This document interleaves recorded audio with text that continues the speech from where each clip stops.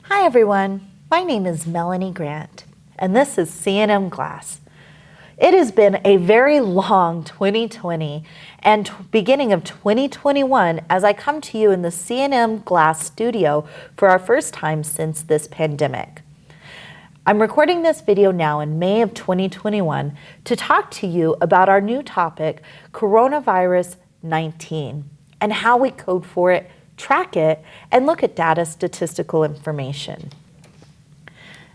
We'll talk about some of the different codes that have been identified and added into the ICD-10-CM codebook to track COVID-19.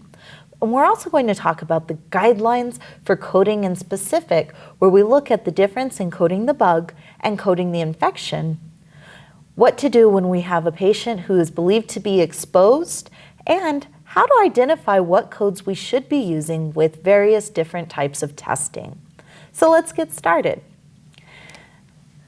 The first thing I want to talk to you about is how much do you know about the coronavirus? Many people are quite familiar with this. However, a lot of range in knowledge can go from very vague to broad and detailed. So it's important to start off with understanding exactly what the coronavirus is and how we look at it in the medicine field. Now, I'm not the best artist here, and my protein molecules are probably not accurate. But the most important thing to be aware of with the COVID-19 is the specific way in which this bug works. Very similar to SARS and other coronaviruses, this particular virus is readily adaptable, meaning it changes a lot. And the thing that gets itself into our bodies and affects us as humans are these different protein molecules that are found on the outside of the virus itself. Those protein molecules are necessary for the bug to survive, and however, very similar to other proteins that we get in our body already. Because of that, our body doesn't recognize COVID as the coronavirus 19 as an infection, as a disease coming into our body and affecting us. And so it gives it time to replicate and reproduce in a large span before our body is able to fight it. The vaccine is really fascinating. We've had scientists working on vaccines for coronaviruses since we've had coronavirus infections. And there was a group of specific scientists that came together to start looking at how COVID-19 is different from others that they had studied for many years, such as SARS. In that case, what they were able to do is identify those protein molecules and create a blueprint to give our bodies knowledge about this particular protein so we would know it doesn't belong. It's very simple, and at the same time, it should help us to fight off this pandemic and get life back to normal. But in the meantime, we want to make sure that we're familiar with what we're doing on a medical standpoint in coding and how we identify the statistical information. So the first thing to be aware of is there are guidelines in your ICD-10-CM codebook this year that talk just about these specifics. First and foremost, although the code for coronavirus infection starts with a U, it's treated very much like other infections in Chapter 1 of your codebook, which start with A or B, not C, A or B. These are for the bugs themselves. When we talk about the bug itself, we're talking about the COVID bug, the coronavirus 19 specifically. And in our AB section, we've learned a lot about how we code for a patient who has an infection due to a bug. And we want to remember anytime a patient has an infection, there is a cause and a condition. And so we learned this by looking at our guidelines and looking at how we code our symptoms. Let's start by looking at our ICD-10-CM codebook. I have the 2021 edition published by AHIMA for ICD-10-CM. I like this book because it gives me a lot of really good references throughout the book that shows me where to go in my guidelines when I'm looking in my tabular. I can start by looking at the new codes for coronavirus U07.1, which is found nearly on the very back of my code book. almost the very last page. So I can turn to page 1296. There's 2 codes on this page for chapter 22, codes for special purposes that have been introduced for code U00 through U85. As with any coding chapter, always read your chapter guidelines, read your category guidelines, and then read your specific breakdown of subcategory and each of their guidelines. When I look at chapter 22, there's a coding note here that basically says that there are specific guidelines for this conditions, and unless otherwise indicated, these apply in all healthcare settings. I want to point that statement out for a minute because with the coronavirus, we have learned that it's important to track only confirmed cases. So I want to write that down because U07 is really unique in this sense. Unlike other codes in category for infectious diseases, we only want confirmed cases.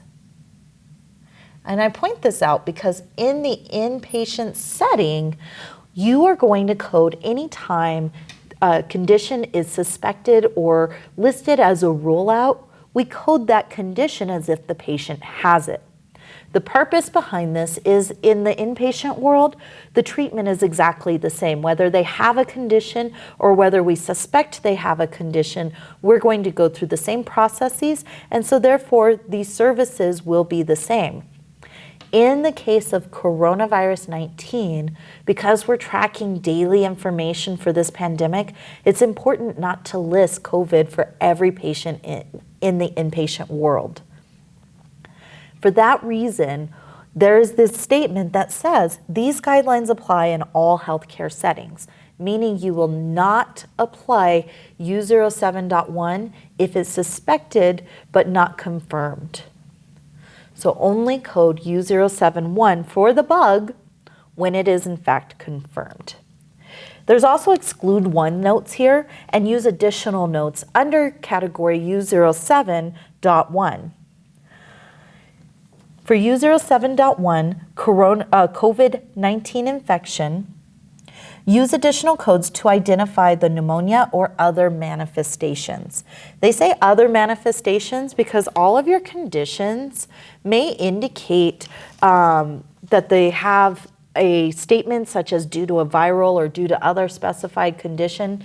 That is going to be listed in addition to the code for the bug.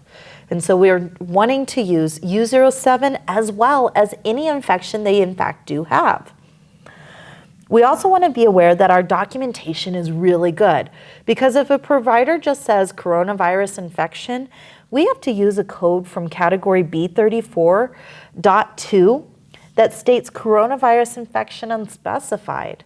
Most likely it's COVID-19, but if they don't specify the actual detail in their note, we cannot list this code. So it's very important we talk with our providers and query when in fact it's not specified. There's also an excludes for in the instances where coronavirus is the cause of diseases classified elsewhere and when there's a SARS-associated coronavirus. So it's important to look at those as well as the coding guidelines which are indicated as C15.S and C16.H. Now let's look for a minute at what that looks like in the guidelines itself. So I mentioned one of my statements here to the left, which is we always code for additional conditions, even if they say due to viral or other specified statement conditions. But the first thing we want to keep in mind is sequencing.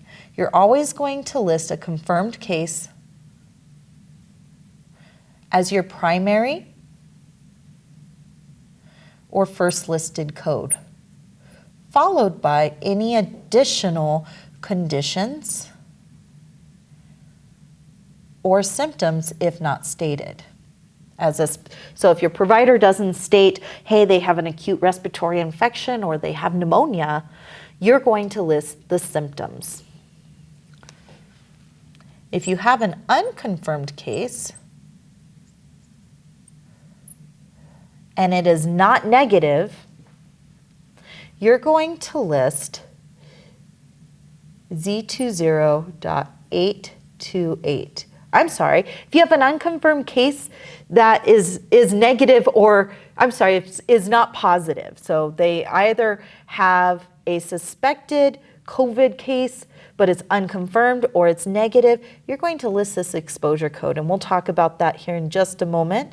You're also going to list any conditions or symptoms. So if they have pneumonia, suspected COVID-19, you would list the suspected condition and the symptoms. Now, what about sequencing when we're looking at these different diagnoses? The first thing to be aware of is coronavirus that is confirmed is always sequenced first unless they are pregnant, a patient with sepsis, or it has to do with their transplant.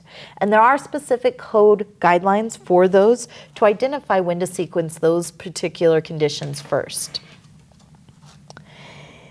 So anytime you have code U07.1 that is confirmed, you want to list it first unless one of these three conditions apply.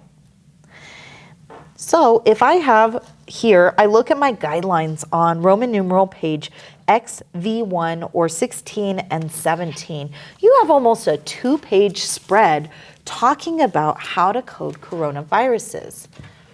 Now, I said I'd get to exposure here in just a minute, so let's take a step back for a moment and look at just confirmed cases.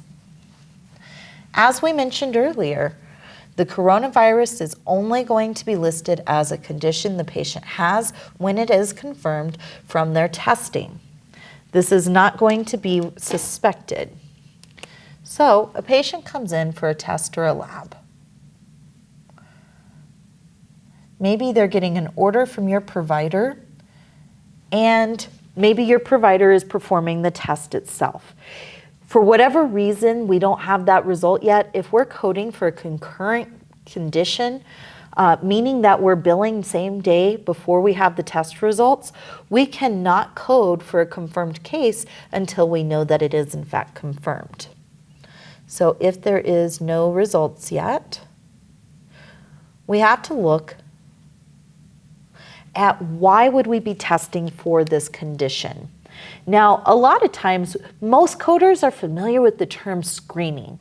We do a lot of screenings in the medical office when we're checking to see if a patient has a disease or condition, and maybe they don't have a reason for being seen. So the first thing we would normally do is say, is it a screening or exposure? Now, exposure does not mean they for sure were exposed to a condition. It simply means that there is a likelihood that they were, and so we suspect it. However, because we are in a pandemic for the coronavirus, it's important to remember that every human on the planet is exposed to the coronavirus, or at least suspected. So exposure can be any suspicion of having the coronavirus around you, to where you may have been exposed. And right now we are all subject to this. So we would not be looking at a screening code. This is different from our normal testing for lab orders. So even though we have no results, we know this patient has been exposed.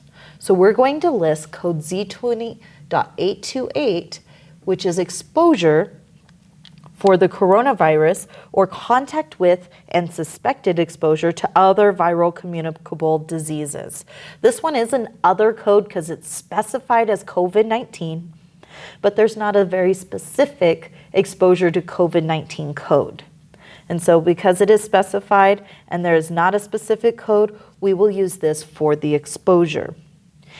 Now, if there is a reason for the test, such as cough, shortness of breath, fever, or a specified condition,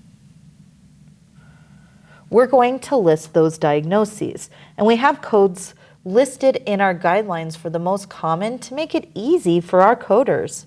So we have our symptom codes in our R05 category. for cough and shortness of breath, and then R50 for fever. And now keep in mind, even though R50.9 lists fever unspecified, I put a dash here because I want to remember that fever has specifications where if we know the specific details of the fever, we may need to code a higher specificity than the generic fever unspecified.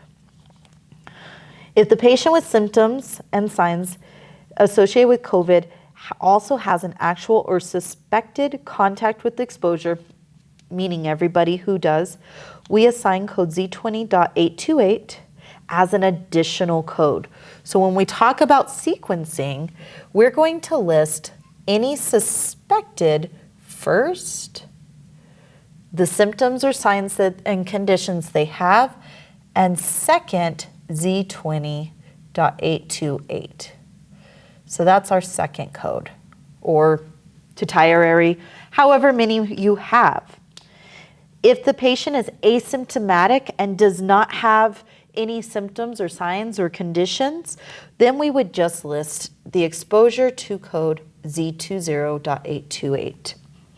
So we have a couple of different conditions here. We have the testing for the lab where we have no results, or if it tests negative. So no results or negative, we're still going to code the same for negative conditions as well as when we have no results. We want to code first the cause for the test if there is in fact signs, symptoms, or conditions identified by the provider. Second, we code the exposure to. Okay, and then again, our confirmed cases always code first the U07.1 for confirmed, followed by any conditions or symptoms correctly documented in the note. All right, so that takes us to our last piece today, where we talk about what do we do with patients who no longer have COVID, but did in fact have a confirmed condition, or patients looking to test for antibodies. And how do we know when we use that instead of one of our other codes? So these two are actually quite simple, but let me break it down for you because simplicity doesn't always mean that it makes sense. So we have two different options here. Our first one is Z86.19. I'm going to change over our color here so we can see just a little bit of difference here. Z86.19, which is a personal history of COVID. Remember, this is only when they have been confirmed in the past. They're going to get code Z86.19. No longer has. Okay, remember our reasons for history, the patient no longer has this condition. Okay, so they're completely healed. They have Z86.19 because they have a history, and we want to track this information on all of our COVID patients because our data and statistics is still being collected on this pandemic. So this is very important that you list. The other code that's mentioned in our guidelines talks about Z09, which is our follow-up. So this is a specific visit where the patient is getting a follow-up to COVID-19. The provider indicates they do not have this condition. We're following up to see how they're doing today. They have a history of it, and so this is in a way it's preventative, but in a way it's responsive. And we're going to list both Z09 for follow-up of conditions that are not malignant and personal history of COVID-19.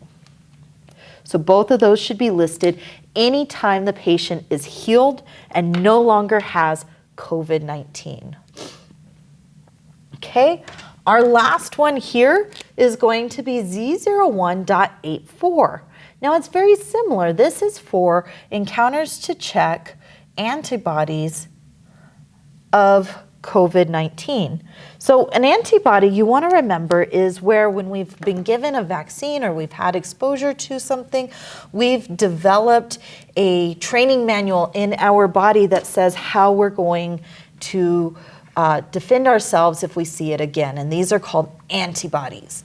And we do this for a couple of reasons. Number one, we'll do an antibody testing to see if a patient has previously had COVID-19. Maybe it was suspected, they no longer have it, but we want to see if they in fact did have it, so we'll do the antibody test. Let's move that one up a little bit here. Okay, so we have Z01.84. Now, the thing about that is the scenario I just gave you, do not use for history or current positive COVID-19.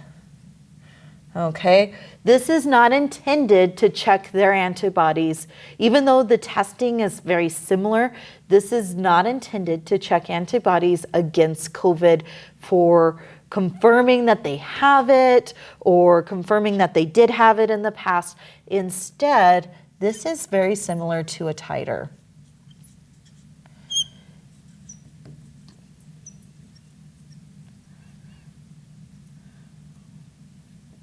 And we're going to see more and more of these as we go forward, because titers are meant to say, do you currently have an immunity to this condition?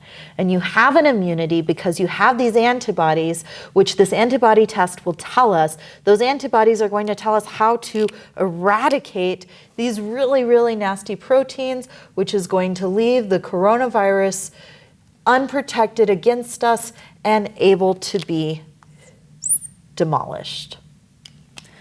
And that's it for our coronavirus guidelines in medical coding for ICD-10-CM. I hope you've enjoyed this talk. If you really want to follow me, you're welcome to do so. I would love the input. Any comments that you have, you can leave here and tell me what you would like to see in future videos. You can add me on YouTube and subscribe and see some of our other playlists where I've talked in the past about introduction to coding, different types of coding in ICD-10-CM, PCS, or CPT and HCPCS. You can also check out our website at www.cnm.edu if you're interested in an exciting career in healthcare, perhaps one in health information technologies, which we do offer online. Thank you, and we'll talk to you next time. Have a great day.